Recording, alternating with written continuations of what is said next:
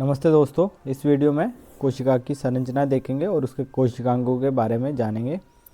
हमने पहले 2 वीडियो बनाए हैं, आप उनको जाकर देखिएगा।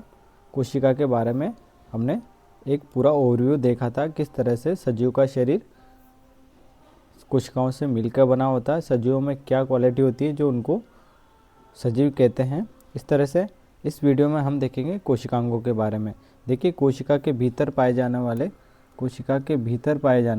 कहाँ की बात कर रहे हैं हम? कोशिका के भीतर पाए जाने वाले छोटी छोटी संरचनाओं को क्या कहते हैं? कोशिकांग कहते हैं। कोशिका के भीतर माइटोकॉन्ड्रिया भी पाए जाते हैं, ईआर भी पाया जाता है ना, गोल्जी काई भी पाया जाता है, लाइसोसोम भी पाए जाते हैं, राइबोसोम भी पाए जाते हैं, प्लास्टिड भी पाए जाते हैं और तारका या सेंट्रियोल भी पाया जाता है ना। तो इस तरह से ये सारे कोशिकांग किधर पाए जाते हैं? कोशिका के अंदर पाए जाते हैं। और सेल मेम्ब्रेन, ये है सेल मेम्ब्रेन। पादप कोशिकाओं में इसके चारों तरफ इस तरह से एक मोटी भित्ति पाई जाती है, उसको बोलते हैं सेल वॉल। जंतु कोशिका में ये नहीं पाई जाती।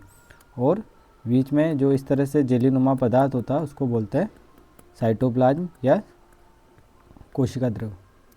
इस तरह से कोशिका में ये कई सारे कोशिकांग पाए जाते हैं और इनके कामों से संबंधित प्रश्न आता है कि कौन सा कोशिकांग क्या करता है। तो हम इसी वीडियो में देख लेते हैं कौन से कोशिकांग क्या करते हैं। देखिए, कोशिका में एंडोप्लाज्मिक रेटिकुलम होता है, जिसे अंतर्द्रवी जालिका कहते हैं। इसका काम है परिवहन का।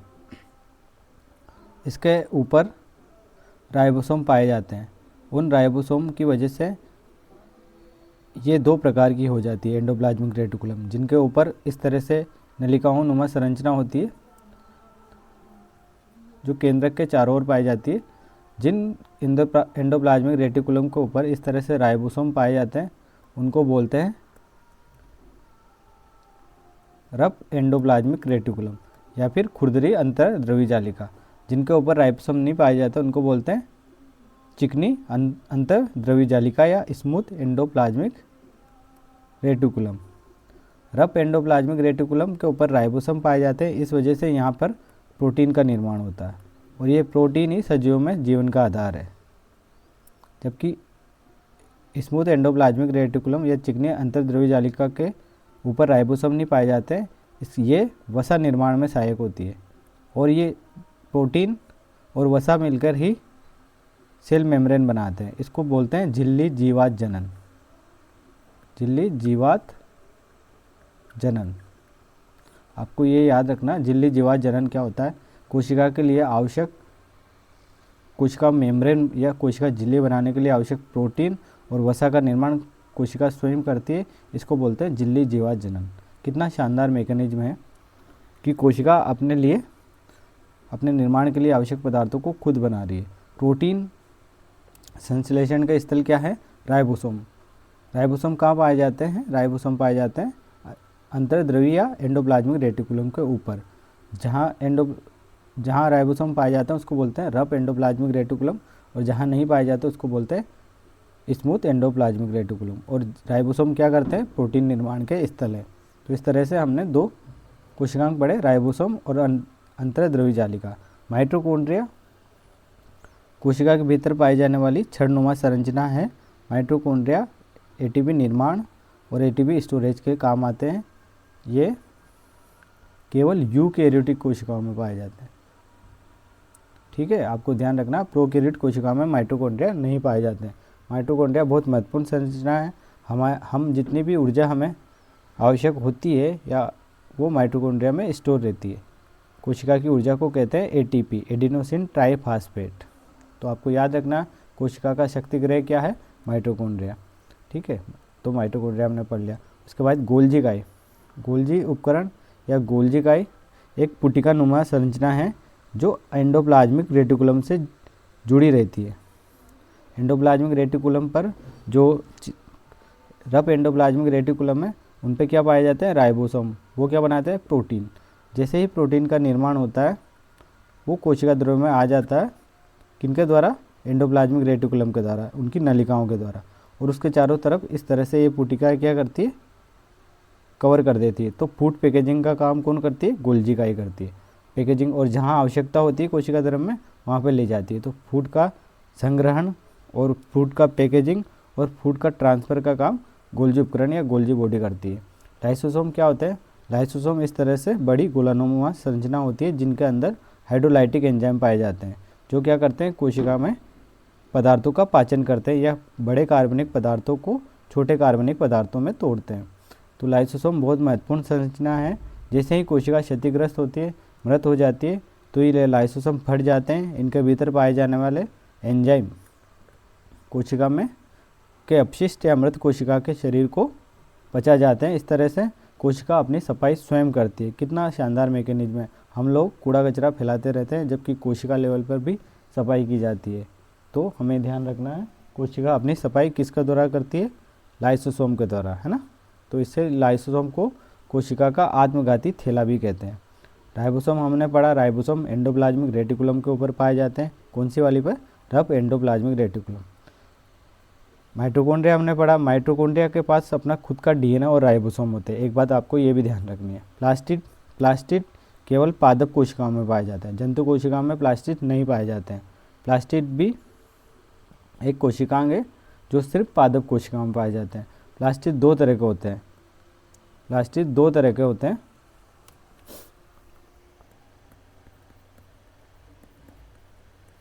एक होता है क्रोमोप्लास्ट और एक होता है ल्यूकोप्लास्ट। ये रंगहीन व सफ़ेद होता है ल्यूकोप्लास्ट, और क्रोमोप्लास्ट में वर्णी, इसको वर्णी या अवर्णी बोलते हैं ना। तो क्रोमोप्लास्ट को बोलते हैं वर्णी लवक, ल्यूकोप्लास्ट को बोलते हैं अवर्णी लवक। वर्णी लवक में अलग अलग रंगों के लिए होता है। अगर इसमें हरा रंग हो या फिर इसमें हरित लवक पाया जाता है तो उसको बोलते हैं, जिसमें क्लोरोफिल पाया जाता है उसको बोलते हैं क्लोरोप्लास्ट। क्या बोलेंगे? क्लोरोप्लास्ट। इस तरह से क्लोरोप्लास्ट, क्रोमोप्लास्ट, ल्यूकोप्लास्ट आपको ध्यान रखना। क्रोमोप्लास्ट या क्लोरोप्लास्ट एक ही है। ल्यूकोप्लास्ट क्या करता है? भोजन संचय के काम आता है, जबकि क्लोरोप्लास्ट क्या करेगा? प्रकाश संश्लेषण करेगा। तो प्रकाश संश्लेषण करने वाली संरचना का नाम क्या है? प्लास्टिड। प्लास्टिड में भी क्या? क्लोरोप्लास्ट, है ना। तो आपको ये ध्यान रखना, प्लास्टिड के पास भी अपना खुद का डीएनए और राइबोसोम होता है। अपना खुद का डीएनए और राइबोसोम होते हैं। इस वजह से यहाँ पे भी क्या होगा? प्रोटीन का निर्माण होगा, ठीक है। और ये भी आनुवंशिक बीमारियों या आनुवंशिक विकारों से संबंधित हो सकता है पौधों में। तो कितनी संरचनाओं के पास अपना खुद का डीएनए और राइबोसोम होंगे?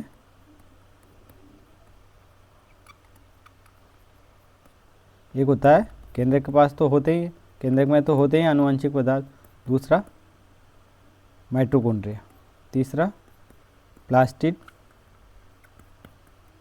में भी इस तरह से अपने खुद के डीएनए और राइबोसोम होते हैं। केंद्रक, माइटोकॉन्ड्रिया और प्लास्टिड, ठीक है, आपको ध्यान रखना है। तो इस तरह से हमने सभी कोशिकांगों के बारे में बारी बारी से जाना। अब हम डिटेल से एनसीईआरटी देख लेते हैं कि कोशिकांगों के बारे में क्या लिखा हुआ है, ठीक है। तो ये है कोशिका की संरचना, जिसमें सेल मेम्ब्रेन, कोशिका द्रव और केंद्रक, ये कोशिका के आवश्यक गुणों के बारे में बताया गया है। ये तीनों कोशिका के क्या हैं? आवश्यक गुण हैं। आवश्यक गुण हैं। कोशिका कला या कोशिका झिल्ली ये बाहरी संरचना है जो चयनात्मक क्या होती है? चयनात्मक पारगम होती है। चयनात्मक पारगम का मतलब होता है ये कुछ ही पदार्थों को आने जाने देती है, सभी को नहीं देती है। और इसमें पदार्थों का आवागमन विसरण और परासरण दो विधियों द्वारा होता है। तो आपको ये ध्यान रखना है। अगर किसी कोशिका को सांद्र विलयन में रख देंगे, सांद्र विलयन में रख दिया तो क्या होगा? सांद्र विलयन में क्या होता है? सांद्र विलयन में पानी की मात्रा कम होती है, जबकि कोशिका के अंदर काफ़ी पानी होता है। हमारे शरीर में 65% पानी है, जो कहाँ होता है? कोशिकाओं में ही होता है। तो कोशिका के अंदर पानी की मात्रा ज़्यादा है, विलयन में पानी की मात्रा कम है, तो कोशिका क्या होगी? सिकुड़ जाएगी। जबकि उसी कोशिका को यदि तनु विलयन में रख दिया, तनु विलयन क्या होता है? तनु विलयन में पानी की मात्रा ज़्यादा होती है। कोशिका के अंदर पानी की मात्रा कम है, तनु विलयन में पानी की मात्रा ज़्यादा है तो कोशिका से, या फिर तनु विलयन से पानी कहाँ जाएगा, कोशिका के अंदर चला जाएगा और इस तरह से कोशिका फूल जाती है। तो एनसीईआरटी में ये एक्सपेरिमेंट दिया हुआ है, तो आपको ध्यान रखना, अगर किसी कोशिका को शांत विलयन में रखते हैं तो क्या होगा, कोशिका सिकुड़ जाएगी, क्योंकि शांत विलयन में क्या है, पानी की मात्रा में कमी है, तो कोशिका से पानी विलयन में आ जाएगा। उसी कोशिका को यदि तनु विलयन में रखेंगे तो कोशिका क्या होगी, फूल जाएगी, क्योंकि तनु विलयन में क्या होता है, पानी की मात्रा ज़्यादा होती है बशर्ते कोशिका से। तो इस तरह से कोशिका कला क्या होती है, चयनात्मक पारगम होती है, कुछ ही पदार्थों को आने जाने देती है। पदार्थों का आवागमन विसरण से होता है। विसरण का मतलब होता है अधिक सांद्रता से कम सांद्रता की ओर, अधिक से कम सांद्रता की ओर जाना, है ना, वो होता है विसरण। और वही विसरण यदि चयनात्मक या झिल्ली नुमा संरचना से हो तो उसे बोलते हैं परासरण। तो जल का आना जाना किससे होता है, परासरण विधि से होता है कोशिका झिल्ली में। उसी तरह से कोशिका द्रव कोशिका के अंदर जलीनुमा संरचना होती है, तरल पदार्थ होता है जिसमें सभी कोशिकांग बिखरे रहते हैं। केंद्रक हम पढ़ेंगे, केंद्रक बहुत महत्वपूर्ण संरचना है। आनुवंशिक पदार्थ केंद्रक में ही पाया जाता है, डीएनए, आरएनए और गुणसूत्र, इनके बारे में हम देखेंगे, ठीक है। कोशिका कला के बारे में हमने देखा, ये चयनात्मक पारगम होती है। कोशिका झिल्ली के चारों तरफ इस तरह से कोशिका भित्ति पाई जाती है, लेकिन कोशिका भित्ति सिर्फ पादप कोशिकाओं में पाई जाती है। पादप कोशिकाओं में क्या पाई जाती है, सेल वॉल। किसकी बनी होती है, सेलुलोज की। सेलुलोज क्या है, एक शर्करा है, शर्करा या कार्बोहाइड्रेट, है ना।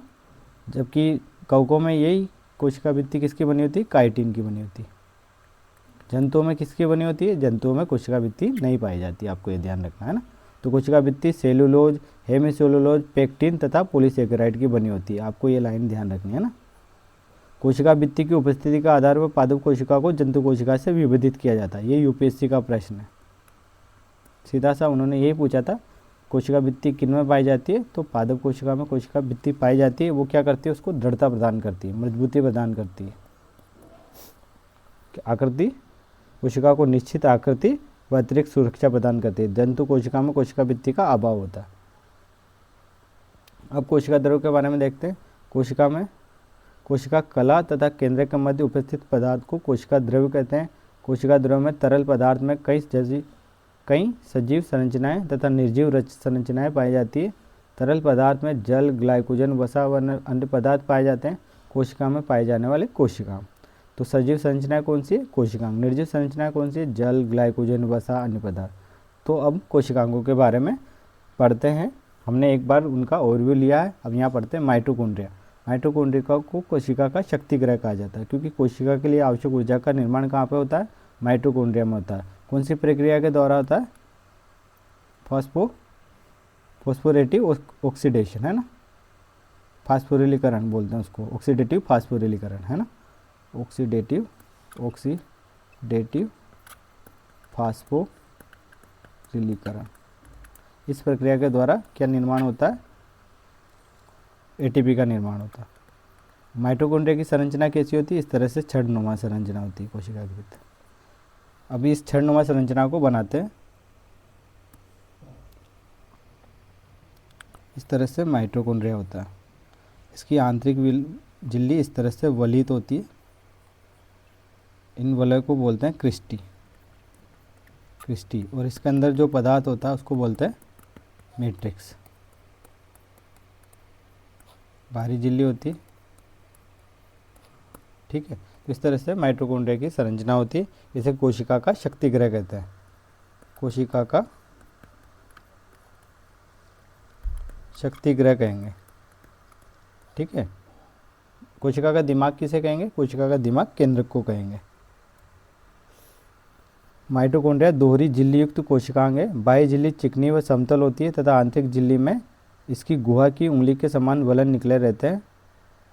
इन वलनों को क्रिस्टी कहा जाता है। ये वलन, इनको क्या बोलते हैं, क्रिस्टी कहते हैं। क्रिस्टी की सतह पर असंख्य समृद्ध कण लगे होते हैं, इन कणों को ऑक्सीसोम कहते हैं। क्रिस्टी के मध्य भाग को मैट्रिक्स कहा जाता है ना। क्रिस्टी पे क्या पाए जाते हैं, ऑक्सीसोम। ये माइटोकॉन्ड्रिया की संरचना। माइटोकॉन्ड्रिया के पास अपना खुद का मैट्रिक्स में प्रोटीन और फास्फोलिपिड पाए जाते हैं और आरएनए भी पाया जाता है। इसके अतिरिक्त माइटोकॉन्ड्रिया में डीएनए और राइबोसोम भी होते हैं। तो माइटोकॉन्ड्रिया के पास अपना खुद का डीएनए होता है और राइबोसोम होते हैं, ये बात आपको ध्यान रखनी है ना। माइटोकॉन्ड्रिया में पाए जाने वाले एंजाइम श्वसन में खाद्य पदार्थों का ऑक्सीकरण करते हैं, है ना। क्रेब्स साइकिल यहाँ पे चलता है, वो डीपली थिंकिंग, वो आगे की बातें हैं, ठीक है, हमारे इतना डिटेल नहीं आएगा। तो हमको ये ध्यान रखना है कि कोशिका में माइटोकॉन्ड्रिया क्या है, कोशिका का शक्ति गृह है। एटीपी का निर्माण कहाँ पे होता है, माइटोकॉन्ड्रिया में होता है। क्या माइटोकॉन्ड्रिया सभी कोशिका में पाए जाएंगे, नहीं। माइटोकॉन्ड्रिया किन में पाए जाते हैं, केवल यूकेरियोट कोशिका में। यूकेरियोट कोशिकाएं क्या होती है, जिनमें केंद्रक झिल्लीनुमा संरचना से घिरा होता है, या केंद्रक झिल्ली पाई जाती है जिनके केंद्र के चारों ओर, या जिनमें सुव्यवस्थित केंद्रक होता है, सुव्यवस्थित केंद्रक होता है। अब पढ़ते हैं लवक। लवक के बारे में मैंने बताया 2 तरह के होते हैं, ल्यूकोप्लास्ट और क्रोमोप्लास्ट। यदि हरा वर्णक है तो उसको बोलेंगे क्लोरोप्लास्ट। ये क्लोरोप्लास्ट या क्रोमोप्लास्ट क्या करते हैं, प्रकाश संश्लेषण या फिर कलर के लिए जिम्मेदार होते हैं, है ना। अगर लाल रंग हो तो लाल रंग के फल बनेंगे, है ना, प्रकाश संश्लेषण करते हैं।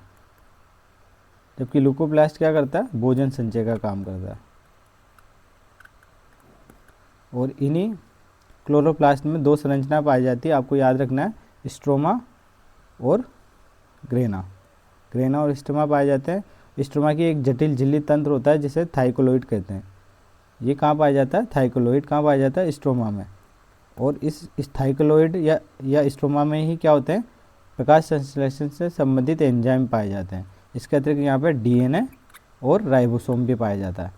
तो माइटोकॉन्ड्रिया की तरह ही प्लास्टिड के पास भी अपना खुद का डीएनए और राइबोसोम होता है, ये बात आपको ध्यान रखनी है, ठीक है। डीएनए और राइबोसोम होता है। इस तरह से ये माइटोकॉन्ड्रिया की संरचना जो अपन ने, ये हरित लवक की संरचना है, ये भी छड़नुमा होता है इस तरह से। और इसके अंदर इस तरह से ग्रेना और स्ट्रोमा पाए जाते हैं, और थाइकोलोइड में डीएनए और राइबोसोम पाए जाते हैं। अब बात करते हैं लाइसोसोम की। लाइसोसोम की खोज ड्यूवे ने की थी। लाइसोसोम एकल झिल्ली युक्त थैलीनुमा कोशिकांग है। इसमें कणीय द्रव भरा होता है, जिसमें कई जल अपघटनीय एंजाइम या हाइड्रोलाइटिक एंजाइम पाए जाते हैं, जो शर्करा, वसा, प्रोटीन, न्यूक्लियक अम्ल का विघटन कर उनको सरल अणुओं में तोड़ देते हैं। लाइसोसोम क्षतिग्रस्त और मृत कोशिकाओं के अपघटन का कार्य करता है। लाइसोसोम की झिल्ली के फटने पर एंजाइम उस कोशिका का पाचन कर देते हैं जिससे लाइसोसोम स्थित था। इस कारण इसे आत्मघाती थैला कहते हैं। लाइसोसोम के फटने से लाइसोसोम में निकलने वाले जो एंजाइम है उसी कोशिका का पाचन कर देते हैं, इसलिए इसे क्या बोलते हैं, सुसाइडल बैग या आत्मघाती थैला। आत्मघाती थैला, कोशिका का आत्मघाती थैला किसे कहेंगे, लाइसोसोम को। अंतःप्रद्रव्य जालिका के बारे में देखते हैं। इस तरह से ये केंद्रक है, इस केंद्रक के इस तरह से ये अंतःप्रद्रव्य जालिकाएं होती, ठीक है। इस अंतःप्रद्रव्य जालिका में ये राइबोसोम लगे रहते हैं ऊपर, जिन पे लगे रहते हैं उनको बोलते हैं खुरदरी अंतर्द्रव्य जालिका, और जिन पे नहीं लगे रहते हैं उनको बोलते हैं चिकनी अंतर्द्रव्य जालिका। खुरदरी अंतर्द्रव्य जालिका में क्या होता है, राइबोसोम लगे रहते हैं, इसलिए यहाँ पे क्या होता है, प्रोटीन संश्लेषण के स्थल हैं और यहाँ प्रोटीन का निर्माण होता है। चिकनी में क्या होता है, वसा का निर्माण होता है। वसा और प्रोटीन मिलकर क्या करते हैं, सेल मेम्ब्रेन बनाते हैं, इसी को बोलते हैं झिल्ली जीवाजन। और यह अंतःप्रद्रव्य जालिका ही क्या करती है, गोल्जिकाई का निर्माण करती है। परिवहन का केंद्रक के मध्य पदार्थों का परिवहन का कार्य करती है। ये नलिकाएं क्या होती है, जैसे प्रोटीन का निर्माण होती है, नलिकाएं प्रोटीन को कोशिका द्रव्य में डाल देती है या केंद्रक तक पहुंचा देती है। तो इस तरह से परिवहन का काम कौन कर रहा, ये नलिकाएं कर रही। तो आपको क्या याद रखना, अंतर्द्रव्य जालिका कोशिका द्रव्य के विभिन्न क्षेत्रों तथा कोशिका द्रव्य व केंद्रक के मध्य पदार्थों के परिवहन का कार्य करती है और इसके अतिरिक्त ये गोल्जिकाई का निर्माण करती है। अंतर्द्रव्य जालिका के 2 कार्य हो गए।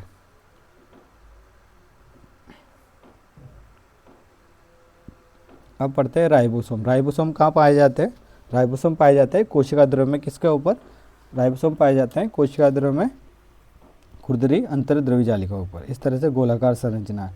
वैसे ये 2 यूनिट में होता है, एक बड़ी यूनिट और एक होती है छोटी यूनिट। बड़ी यूनिट से क्या होता है, बड़ी यूनिट से जुड़ता है mRNA, नहीं, छोटी यूनिट से जुड़ता है mRNA, बड़ी यूनिट से जुड़ता है tRNA। tRNA कोशिका द्रव्य में से प्रोटीन ढूंढ के लाता है और mRNA और tRNA कोडोन एंटीकोडोन मिलते हैं और इस तरह से प्रोटीन निर्माण की प्रक्रिया होती है, जिसको बोलते हैं सेंट्रल डोग्मा। वो आगे पढ़ेंगे हम। राइबोसोम क्या करते हैं? राइबोसोम प्रोटीन संश्लेषण के स्थल है, इनके ऊपर प्रोटीन का निर्माण होता है, इसलिए ये बहुत इम्पोर्टेंट है। और ये प्रोटीन ही कोशिका को जीवन देता है। प्रोटीन कोशिका का महत्वपूर्ण पदार्थ है, हमारे शरीर का महत्वपूर्ण पदार्थ है। हमारे शरीर का बिल्डिंग ब्लॉक कहते हैं इसे, क्योंकि हमारे शरीर की लगभग हर रिक्वायरमेंट आवश्यकता के लिए प्रोटीन की आवश्यकता होती है। तो प्रोटीन महत्वपूर्ण है और वो कहाँ बनता है? हमारे अंदर ही बनता है। उसके अलावा हम प्रोटीन बाहर से भी लेते हैं। तो राइबोसोम की खोज क्लार्ड ने की थी। पेलेट ने इसको राइबोसोम नाम दिया। राइबोसोम कोशिका द्रव्य में स्वतंत्र रूप से तथा खुरदरी अंतर्द्रव्यी जालिका के पर दाने के रूप में पाए जाते हैं। राइबोसोम के चारों ओर झिल्ली नहीं पाई जाती है। ये आरएनए व प्रोटीन के बने होते हैं। राइबोसोम किसके बनते हैं? आरएनए और प्रोटीन के बनते हैं। एक आरएनए 3 प्रकार के होते हैं, टीआरएनए, एमआरएनए और एक आरआरएनए। तो ये आरआरएनए क्या करता है? ये राइबोसोम का निर्माण करता है। तो ये किसके बने होते हैं? आरएनए और प्रोटीन के बने होते हैं। आरएनए प्लस प्रोटीन के बने होते हैं राइबोसोम। यूकेरियोट कोशिकाओं में 80 एस तथा प्रोकैरियोट कोशिकाओं में 70 एस प्रकार के राइबोसोम पाए जाते हैं। राइबोसोम प्रोटीन संश्लेषण का कार्य करते हैं। प्रोकैरियोट और यूकेरियोट कोशिकाओं में हमने अंतर पिछले वीडियो में देखा था, यहाँ एक बार और देख लेते हैं। प्रोकैरियोट कोशिका और यूकेरियोट कोशिका में क्या अंतर होता है? ये प्रोकैरियोट कोशिका, ये यूकेरियोट कोशिका। सबसे प्रमुख अंतर होता है ये अल्प विकसित कोशिका, ये बहुविकसित कोशिका, पूरी तरह से वेल डेवलप। इसके अंदर जो नाभिकीय क्षेत्र या केंद्रीय क्षेत्र होता है वो सुव्यवस्थित नहीं होता, मतलब जो आनुवंशिक पदार्थ होता है वो कोशिका द्रव्य में इस तरह से बिखरा होता है। जबकि यूकेरियोट कोशिका में क्या होता है? जो आनुवंशिक पदार्थ होता है उसके चारों तरफ झिल्ली पाई जाती है, डबल झिल्ली पाई जाती है, उसको बोलते हैं केंद्रक झिल्ली। केंद्रक झिल्ली, इनमें केंद्रक के चारों तरफ झिल्ली नहीं पाई जाती। तो ये सुव्यवस्थित केंद्रक है। इसके अलावा ये आकार में छोटी होती है, ये बड़ी होगी 2 से लेकर 100 माइक्रोमीटर तक। इसके अलावा इनमें एक क्रोमोसोम 1 पाया जाता है, एनसीईआरटी में इस तरह से लिखा हुआ। इनमें अनेक क्रोमोसोम पाए जाएंगे। इनमें 70 एस राइबोसोम पाए जाते हैं, इनमें 80 एस राइबोसोम पाए जाते हैं। बाकी प्रोकैरियोट कोशिका में कोशिकांगों का अभाव होता है, झिल्ली युक्त कोशिकांगों का अभाव होता है, जैसे माइटोकॉन्ड्रिया, प्लास्टिड, है ना, एंडोप्लाज्मिक रेटिकुलम और जितने भी लाइसोसोम वगैरह, जितने भी महत्वपूर्ण कोशिकांग हैं वो प्रोकैरियोट कोशिकाओं में नहीं पाए जाते हैं। यूकेरियोट कोशिका में ये पाए जाएंगे। अब यूकेरियोट कोशिका भी 2 तरह की होती है, एक होती है पादप कोशिका, एक होती है जंतु कोशिका। उसका अंतर हम लास्ट में देखेंगे वीडियो में, ठीक है। अब हम पढ़ लेते हैं तारककाई। तारककाई क्या होता है? इसको बोलते हैं सेंट्रोसोम। ये मुख्य रूप से जंतु कोशिकाओं में केंद्र के निकट तारे समान आकृति में होती है और प्रत्येक तारककाई में 2 तारक केंद्र होते हैं। दोनों तारक केंद्र एक दूसरे के लंबवत रहते हैं। तारककाई की खोज वान बेंडन ने की थी। ये कोशिका विभाजन में सहायक होता है। आपको क्या याद रखना है? तारककाई जंतु कोशिकाओं में कोशिका विभाजन के दौरान तर्क तंतुओं का निर्माण करते हैं। तारककाई जंतु कोशिकाओं में कोशिका विभाजन के समय तर्क तंतु का निर्माण करती है। ये शुक्राणु की पूंछ का निर्माण करती है। सूक्ष्म जीवों में पाए जाने वाले गमन अंगों जैसे फ्लैजिला व पश्चाप या सीलिया और फ्लैजिला भी कोशिका में पाए जाते हैं। कोशिका के अंग के ये उनका आधार बिंदु बनाती है। गमन अंग होते हैं सीलिया और फ्लैजिला, जो सूक्ष्म जीवों में पाए जाने वाले गमन अंगों के जैसे सीलिया और फ्लैजिला का आधार बिंदु बनाती है। उसके बाद होता है रिक्तिका या वैक्यूल। रिक्तिका कोशिका द्रव्य में सूक्ष्म तथा बड़ी बुलबुले समान संरचना रिक्तिकाएँ कहलाती है। रिक्तिकाएँ एक झिल्ली द्वारा आवृत होती है जिसे टोनोप्लास्ट कहते हैं। रिक्तिका में उपस्थित द्रव को कोशिका रस कहते हैं। कोशिका रस में जल, उत्सर्जित पदार्थ तथा अन्य उपयोगी उत्पाद पाए जाते हैं। रिक्तिका कोशिका को स्फीत बनाए रखती है, जल व अन्य अनुपयोगी पदार्थों का संग्रह करती है। पादप कोशिका में रिक्तिका बहुत बड़ी होती है। इस तरह से पादप कोशिका में रिक्तिका काफ़ी बड़ी होती है, इसलिए केंद्रक साइड में आ जाता है। उपयुक्त कोशिकांगों के अतिरिक्त कोशिका में सूक्ष्मकाय पेरोक्सिसोम भी पाए जाते हैं। तो इस तरह से ये सारे कोशिकांग हमने पढ़े कोशिका के अंदर। जबकि रिक्तिका के बारे में बात करें तो जंतु कोशिका में छोटी छोटी रिक्तिकाएं पाई जाती है या नहीं पाई जाती। तो मेन अब अंतर पढ़ते हैं हम पादप कोशिका और जंतु कोशिका में। उससे पहले केंद्रक के बारे में देख लेते हैं। केंद्रक की खोज किसने की? रॉबर्ट बाउल ने 1831 में की थी। केंद्रक क्या है? केंद्रक के चारों ओर दोहरी केंद्रक झिल्ली पाई जाती है। ये यूकेरियोट में पाई जाती है इस तरह से, है ना, प्रोकैरियोट में नहीं पाई जाती। केंद्रक झिल्ली में सूक्ष्म केंद्रक छिद्र होते हैं जिनके द्वारा कोशिका द्रव व केंद्रक द्रव के मध्य पदार्थों का आदान प्रदान होता है। केंद्रक में तरल केंद्रक द्रव पाया जाता है। न्यूक्लियोप्लाज्म, जैसे साइटोप्लाज्म होता है कोशिका के अंदर, ऐसे केंद्रक के अंदर भी न्यूक्लियोप्लाज्म या केंद्रक द्रव पाया जाता है। इस द्रव में प्रोटीन होते हैं, न्यूक्लिक अम्ल होता है तथा अन्य कार्बनिक यौगिक पाए जाते हैं। केंद्रक में उपस्थित एक या अधिक सूक्ष्म गोलाकार संरचनाओं को केंद्रिक या न्यूक्लियोलस कहते हैं, केंद्रिका कहते हैं, है ना। कि केंद्रक द्रव में पतले धागे सदस्य संरचनाओं का जाल पाया जाता है। इस तरह से ये धागेनुमा संरचना बनी हुई है। ये तो है केंद्रिका। इस तरह से धागेनुमा संरचना होती है, इनको बोलते हैं क्रोमेटिन पदार्थ। क्रोमेटिन पदार्थ या क्रोमेटिन जालिका कहते हैं। कोशिका विभाजन के समय क्रोमेटिन धागे कुंडलित होकर अपेक्षाकृत मोटे दिखाई देते हैं जिन्हें गुणसूत्र करते हैं। जब कोशिका विभाजन के लिए जाती है तो यही क्रोमेटिन पदार्थ इस तरह से जोड़नुमा संरचना बनाता है जिसे गुणसूत्र कहते हैं। और ये गुणसूत्र हमारे जीवन का आधार है, ठीक है। सजीवों के जीवन में इनका बहुत महत्वपूर्ण रोल है। आनुवांशिक गुणों को यही ले जाते हैं इन गुणसूत्रों में ही। और ये गुणसूत्र सभी कोशिकाओं में इनकी मात्रा समान नहीं, फिक्स होती है कि किसमें कितने गुणसूत्र पाए जाएंगे। जैसे मानव कोशिका में 46 गुणसूत्र पाए जाते हैं, ऐसे ही फिक्स है। किसी में 2 पाए जाएंगे, किसी में 8 पाए जाएंगे, किसी में 10 पाए जाएंगे। तो इनकी संख्या फिक्स है, किसमें कितना पाए जाना है। तो हमारे अंदर कितने गुणसूत्र पाए जाते हैं? 46 गुणसूत्र। अब ये गुणसूत्र क्या होते हैं यही देख लेते हैं। देखो, हमने देखा कोशिका के अंदर कोशिकांग देखे, और कोशिकांगों की कोशिका के भीतर हमने देखा इस तरह से केंद्रक होता है जिसके अंदर इस तरह से धागेनुमा संरचना होती है। इस धागेनुमा संरचना को बोलते हैं, क्या बोलेंगे इसको? क्रोमेटिन पदार्थ। ये क्या होता है? यही गुणसूत्र होते हैं, इस तरह से बनाते हैं ये गुणसूत्र। इस गुणसूत्र पे क्या होता है? इसी गुणसूत्र पे क्या होता है? इस तरह से इसको अगर ओपन करेंगे तो ये होता है A C G T A G C। तो इस तरह से ये न्यूक्लियोटाइड होते हैं, इनसे बंधे होते हैं। और ये संरचना जो मैंने बनाई ये क्या है? डीएनए। गुणसूत्रों पे क्या पाए जाते हैं? डीएनए पाए जाते हैं। और डीएनए बहुत सारा डीएनए होता है। गुणसूत्र कितने होते हैं? 46 होते हैं। डीएनए मिलियन डीएनए होता है हमारे अंदर, लेकिन ये मिलियन डीएनए काम का नहीं होता सारा। कुछ डीएनए ही काम का होता है जो कुछ ही संदेश को रखता है या इन महत्वपूर्ण सूचना को रखता है। उसको क्या बोलते हैं? जीन बोलते हैं। मिलियन डीएनए होता है लेकिन जीन कितने होते हैं? 20 से 30 हज़ार 20 से 30 हज़ार जीन है जो बताते हैं कि भाई इंसान का बच्चा क्या होगा? इंसान ही होगा। ऐसा नहीं इंसान का बच्चा बकरी का पैदा हो जाएगा। तो जो ये इन्फॉर्मेशन रखते हैं ना कि भाई इंसान का बच्चा इंसान बनेगा, बकरी नहीं बनेगा। उसके 2 हाथ ही आएंगे, 4 हाथ नहीं आएंगे। उसके 2 ही आँखें होगी, 1 आँख नहीं होगी। उसके सर पे बाल होंगे या सिर होगा, इस तरह से उसकी संरचना होगी, उसकी आकृति कैसी होगी, उसके आवश्यक। तो इस तरह से जो संदेश रखते हैं बॉडी के बारे में या जंतुओं के बारे में या फिर उस स्पीसीज के बारे में, तो उनको बोलते हैं जीन। तो ये सारी सूचना कौन रखते हैं? जीन। और तो आपको समझ में आया गुणसूत्र क्या है, डीएनए क्या है और जीन क्या है। ठीक है, हमारे अंदर 46 गुणसूत्र है। कहाँ पे होते हैं? कोशिका के अंदर केंद्रक में।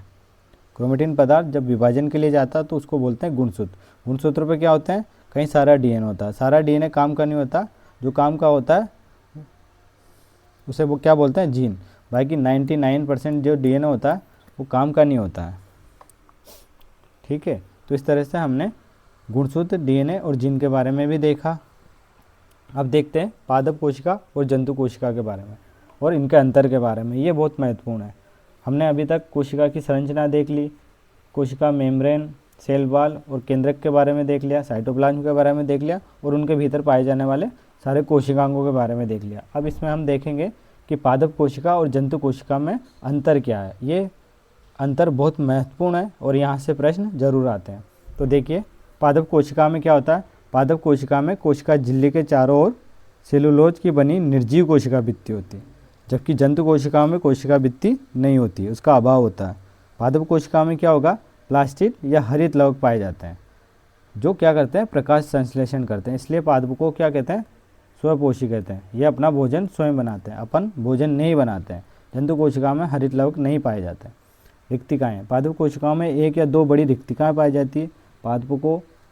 पादप कोशिकाओं को पानी की ज़्यादा आवश्यकता होती है, इसलिए पादप कोशिकाओं में एक या दो बड़ी रिक्तिका पाई जाती है, जबकि जंतु कोशिकाओं में रिक्तिकाएँ छोटी होती है अथवा अनुपस्थित होती है। पादप कोशिकाओं में क्या होगा, तारकाई अनुपस्थित होता है, जबकि जंतु कोशिकाओं में तारकाई पाया जाएगा और ये किस में सहायक होगा, कोशिका विभाजन में सहायक होगा। गोल्जिकाई क्या करता है, गोल्जिकाई फूड पैकेजिंग का काम करता है। हमने देखा था पादप कोशिकाओं में गोल्जिकाई कम विकसित होते हैं, जबकि जंतु कोशिकाओं में गोल्जिकाई विकसित व सक्रिय होते हैं। संचित भोजन, पादप कोशिकाओं में संचित भोजन क्या है, मंड है, स्टार्च है, जबकि जंतु कोशिकाओं में संचित भोजन क्या है, ग्लाइकोजन है। इसके अलावा पादप कोशिका क्या होती है, गोलाकार होती है इस तरह से, पादप कोशिका क्या होती है, इस तरह से चौकोर होती है, जबकि जंतु कोशिका क्या होगी, गोलाकार होती है। प्राय ये बोला नहीं जाता या फिर इसको अंतर नहीं कहेंगे, पर इस तरह से इनका इमेज बनाया जाता है। तो उसमें पादप कोशिकाओं को गोलाकार बनाया जाता है और जंतु कोशिकाओं को इस तरह से चौकोर बनाया जाता है। मैं गलत बोल रहा हूँ, पादप कोशिकाओं को इस तरह से चौकोर बनाया जाता है और जंतु कोशिकाओं को गोलाकार बनाया जाता है। तो एक अंतर ये भी है कि पादप कोशिकाएं इस तरह से चतुष्कोणीय होती है, जबकि जंतु कोशिका गोलाकार होती है। पादप कोशिकाओं में क्या होगा, कोशिका विभाजन पटलन विधि से होता है, जबकि जंतु कोशिका में कोशिका विभाजन क्या होता है, विदलन विधि से होता है ना, पटलन। इस तरह से कोशिका के भीतर एक पट्टी बनती है कोशिका विभाजन के समय, जबकि जंतु कोशिका में क्या होता है, पट्टी नहीं बनती। इस तरह से कोशिका अंदर विदलन के थ्रू अलग हो जाती है, दो कोशिकाओं में कन्वर्ट हो जाती है, पट्टी नहीं बनती इनमें, है ना। तो इस तरह से ये कुछ महत्वपूर्ण अंतर थे जो पादप और जंतु कोशिका में, ये बहुत महत्वपूर्ण है और यहाँ से प्रश्न आए हैं, यूपीएससी में भी यहाँ से प्रश्न आया। तो इस तरह से मैंने कोशिका के बारे में बहुत कुछ आपको बताया। उम्मीद करता हूँ ये वीडियो आपको अच्छा लगेगा और आप चैनल को सब्सक्राइब करिएगा और वीडियो को लाइक करना और प्लीज़ शेयर करना। धन्यवाद।